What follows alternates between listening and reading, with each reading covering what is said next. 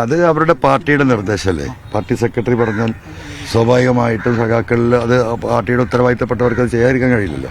അത് ആ അർത്ഥത്തിലേ ഞാൻ കാണുന്നുള്ളൂ. അത് അവരൊക്കെ ഈ പറഞ്ഞതുപോലെ അവരുടെയൊക്കെ മനസ്സ് ഈ പറയുന്നത് ശരിയാണ്.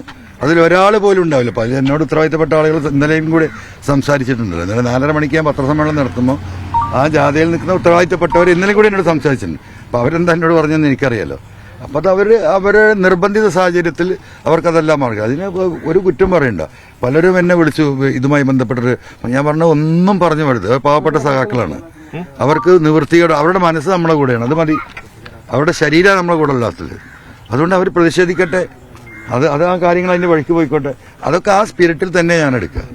ഇപ്പൊ അത് കത്തിച്ചിട്ടുണ്ട്. എന്തെന്ന് പറയാം, കോലം MLA കോലം വരെ കത്തിച്ചിട്ടുണ്ട്. ആ കത്തിക്കണ പാവപ്പെട്ട നമ്മളെ പാർട്ടിയുടെ LC സെക്രട്ടറി ഹരിയേട്ടൻ.